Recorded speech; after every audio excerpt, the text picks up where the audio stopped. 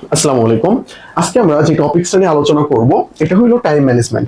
Time management আমাদের লাইফের প্রত্যেকটা মুহূর্তে অনেক অনেক বেশি গুরুত্বপূর্ণ। আমরা যদি আমাদের একটা দিনকে অনেক সুন্দর করে কনজিউমিং করতে চাই বা আমাদের প্রপারলি ওইতে কাজে লাগাতে চাই, তাহলে কিন্তু আমাদের টাইম ম্যানেজমেন্টটা করতে হবে, যে আমি কখন ঘুমাতে যাব, কখন ঘুম থেকে উঠবো, কখন খাবার খাবো। এই যে প্রপারলি একটা ওয়ে রয়েছে, এটা যদি আমরা মেনটেন করে চলতে পারি, তাহলে আমাদের একটা দিনকে অনেক ভালোভাবে আমরা কাজে লাগাতে পারি। আমি অনেক বেশি কাজ করার সুযোগ পেয়ে যাই এরকম। আর আমরা এখন কি করি বর্তমানে, আমাদের সবার মধ্যে যে প্রবণতা হয়ে গেছে, যে রিলস দেখতে দেখতে ঘুমাতে যাই, আবার ঘুম থেকে ওঠার পর আবারও ফোনে রিলস দেখতে দেখতে আমাদের দিনটা চলে যায়। বাট এইভাবে আমাদের দিনটাকে ওয়েস্ট করা আসলে উচিত না, এটা আমাদের কারো উচিত না। আমরা চেষ্টা করবো দিনটাকে যেন ভালোভাবে আমরা কাজে লাগাতে পারি। তো গুচ্ছর জন্য আমরা যে টাইম ম্যানেজমেন্ট যেটা তোমাদের জন্য সাজিয়েছি, এটা তোমাদেরকে জাস্ট এক নজর দেখাই, চলো। এইটা জাস্ট এক নজর দেখে নিলে তুমি বুঝতে পারবা ব্যাপারটা আসলে কি। তো তোমরা সকলেই জানো তোমাদের কয়টা 100টা এমসিকিউ, 100টা মার্ক থাকবে। আর প্রত্যেকটা এমসিকিউ ভুলের জন্য তোমার কত মার্ক কেটে নেওয়া হবে? 0.25 করে কেটে নেওয়া হবে। এটা সকলের জন্যই প্রযোজ্য। আর আরেকটা কথা, যেহেতু গুচ্ছ পরীক্ষা অনেক দেরিতে হচ্ছে, অনেকে ভর্তি হয়ে গেছে অলরেডি, তো কোশ্চিনটা মোটামুটি মাঝারি টাইপ হইতে পারে, আমরা এটা আশাবাদী। এটা কেন বলতেছি, কারণ কোশ্চিন যখন সহজ হয়ে যায় তখন কিন্তু কাটমার্ক বেশি হয়ে যায়, তখন তোমাকে বেশি তাকাতে হবে। এটা তুমি কোশ্চিন দেখলে বুঝতে পারবে। অ্যাকচুয়ালি কোশ্চিন দেখা যায় আমরা কেউ এটা বলতে পারবো না। আবার কোশ্চিন যখন কঠিন হয়, যখন দেখবা তোমার কাছে কঠিন, তুমি মোটামুটি পড়াশোনা করেছো, তাহলে সবার কাছেই কঠিন, তাহলে কঠিন হলে কাটমার্ক কমে যাবে, তখন কম তাকাবা।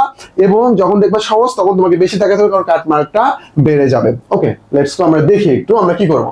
দেখো, প্রথম যে 20 মিনিটস রয়েছে ভাই, এই সবগুলোর মূল কথা হইলো যে ভাই, কোশ্চেনকে অন্তত 3 থেকে 4 বার তোমাকে দেখে যেতেই হবে, দেখে যাইতেই হবে। মানে পুরো কোশ্চেন 3 থেকে 4 বার তোমাকে ওই সময়টার মধ্যে, মানে 60 মিনিট যেহেতু তুমি পাবা না ভাই, মানে যেহেতু পাবা না বলতে বলতেছি, তোমার এদিক ওদিক তাকাতে তাকাতে কোশ্চেন হাতে পাইতে অনেক ভাবে তোমার এই যে 3 মিনিটস ওয়েস্ট হয়ে যাবে। তো তোমার 57, এটা কেমন বললাম, এই 57-এর মধ্যে তোমাকে অবশ্যই অবশ্যই 3 থেকে 4 বার, তুমি চাইলে আরো বেশি যদি কোশ্চেন ঘুরে আসতে পারো, তখন তুমি ইজিলি আনসার করতে পারবা।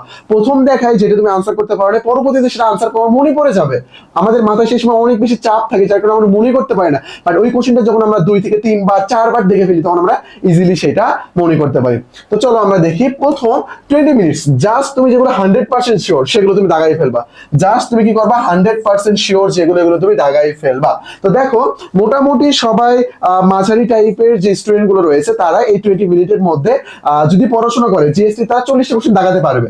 40টা কোশ্চেন দাগাতে পারবে। আর বাকিটা সময়ে তুমি যদি, মানে 40টা ঠিক করার পর বাকিটা সময় যদি আর মাত্র তুমি 15টা ঠিক করতে পারো বা 17টা ঠিক করতে পারো, ভাই তোমার চান্স একেবারে নিশ্চিত হয়ে যাবে, ইনশাল্লাহ। ইনশাল্লাহ নিশ্চিত হয়ে যাবে। ওকে, তাহলে তুমি শিওর শট যেগুলো হবে সেগুলো তুমি দাগাই ফেলবা, বুঝতে পেরেছো? তারপরে এরপরের যে 15 মিনিট, এই 100-এর মধ্যে তোমরা আর একটা বিষয় রাখতে পারো, যে তোমার মনে হচ্ছে যে এটা শিওর হবে, আমার মনে হচ্ছে যে নাও হইতে পারে, এটাও তুমি দাগাতে পারো, কোনো সমস্যা নেই। তার পরবর্তীতে 15 মিনিট যেটা রয়েছে, অর্থাৎ 21 থেকে 35তম মিনিটের মধ্যে তোমার কি করতে হবে, ensure pass mark and 70% accuracy. তো তুমি যেগুলো দাগাচ্ছ, তোমার কি সঠিক হচ্ছে, তোমার পাস মার্ক কি উঠবে? তোমার মনে হচ্ছে আমি তো 50টা দাগাইলাম, বাট তার মধ্যে মনে হচ্ছে আমার 5টা বা 7টা ভুল যাইতে পারে। এখন তোমার পরবর্তী টার্গেট হবে আমি কিভাবে পাস করবো, এখন পাস করবো এবং 70% শিওর যেগুলো, এগুলো আমি দাগাই ফেলবো। 65 হয়ে গেছে। ওকে, তারপরে 10 মিনিটে তোমাকে কি করতে হবে, 50% শিওর যেগুলো, এগুলো আমার দেখতে হবে। এটা কি 1 2 3 4 5, তুমি 5 বার কোশ্চেন করতেছো।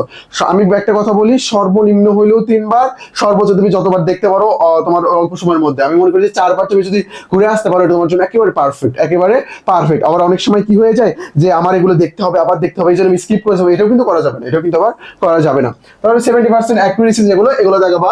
তারপরে 50% শিওর যেগুলো, এগুলো তুমি দাগাই ফেলবা।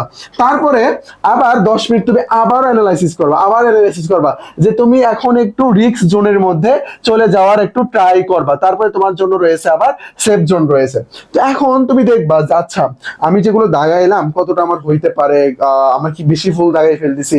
যখন তোমার মনে হচ্ছে যে না, আমি যে কয়টা দাগাইছি তার মধ্যে বেশিরভাগ ভুল হইতে পারে, তখন তুমি ভাই কি করবা, তখন তুমি রিস্ক নিবা। কেন রিস্ক নিবা? আমরা সকলেই জানি যে কি, যে যদি আমার 5টা দাগাই, তার মধ্যে যদি 4টা আমার ভুল হয়, একটা সঠিক হয়, ভাই মার্ক সমান সমান, কোনো সমস্যা নাই, 5:1 কোনো সমস্যা নাই এখানে।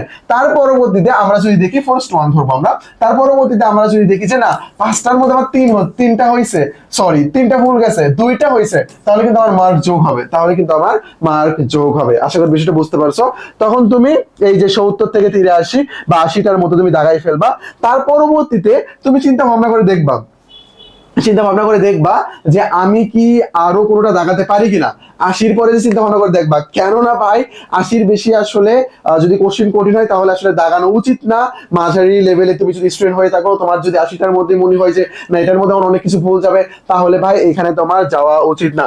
তুমি একটা সেফ জোন করে নিবা যে আচ্ছা দেখি আমি কি পরবর্তীগুলো দাগাবো, কোশ্চেন কি মানে রয়েছে, সহজ মানে রয়েছে। যদি মনে হয় যে তোমার দাগানো মনে হচ্ছে যে না আমি দাগাতে পারি, কোশ্চেন মোটামুটি আমার কাছে সহজই লাগতেছে, এগুলো মনে হচ্ছে সবাই এগুলো পারবে, এরকম যদি সহজ মনে হয় তাহলে তুমি এটা দাগাতে পারো। এবং তুমি একেবারে অ্যাপ্রক্স যেটা, এটা হইলো তোমার 88। তুমি যদি একেবারে সর্বোচ্চ দাগাতে চাও তাহলে 88, তার বেশি আসলে তোমার দাগানো উচিত না। কেন বলতেছি জানো, অনেকেই বেশি দাগানোর কারণে নেগেটিভ মার্কে চান্স পায় না। আর তোমার যদি ভাই কোনোভাবে তুমি যদি এনশিওর করতে পারো যে তোমার 50 একেবারে শিওর, 50 তোমার একেবারে শিওর, তারপরে তুমি আন্দাজে দাগাইছো, সেগুলোর মধ্যে থেকে যদি 15টা সঠিক হয়ে যায়, তোমার 15টা সঠিক হয়ে যায়, না এখানে একটু বেশি সঠিক হইতে হবে, 15টা সঠিক হয়, যদি 15টা সঠিক হয় আর কি। আর বাকি ধরো তুমি 30টা দাগাইছো, 15টা যদি সঠিক আছে তাও হবে কোনো সমস্যা নেই। যদি সঠিক করতে পারো তাহলে ভাই একেবারে মাশাআল্লাহ, সোনায় সোহাগা।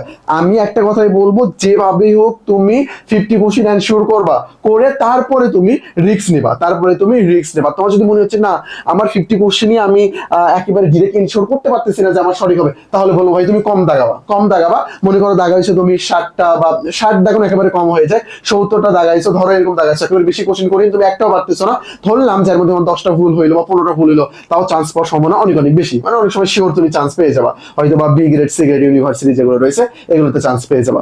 তো আমি যে বিষয়গুলো বলছি তুমি হুবহু এরকম করে পরীক্ষার হলে ফলো করতে পারবা না। তুমি তোমার মতো করে একটা সময় বেঁধে নিবা যে আচ্ছা আমি দেখতেছি তো, ওকে সময়টা দেখে নিবা।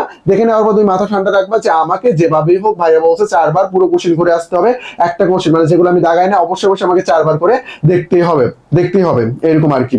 তো যখন দেখবা সাথে সাথে কিন্তু ভরাট করে ফেলবা, আবার আশা করিও না যে আমি পরে ভরাট করবো, এখন পেন্সিলটা দাগাই রাখি, এটা আবার করতে যেও না, বুঝতে পারছো? শেষ কথা তোমাদের জন্য, এই শেষ সময়ে তুমি মোটিভেশনটা ধরে রাখো।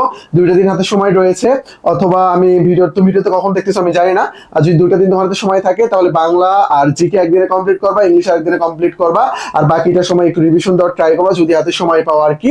শেষ সময় কনফিডেন্স ধরে রাখো, ভয় পেও না, আর রেজাল্ট যেটাই হোক না কেন সেটার জন্য নিজেকে প্রস্তুত করে রাখবা। ওকে, তো এই পর্যন্তই। এটা চাইলে তোমার একটা স্ক্রিনশট দিয়ে নাও, তুমি তোমার মতো করে একটা টাইম সাইকেল বানিয়ে নিতে পারো এখান থেকে, বুঝতে পারছো?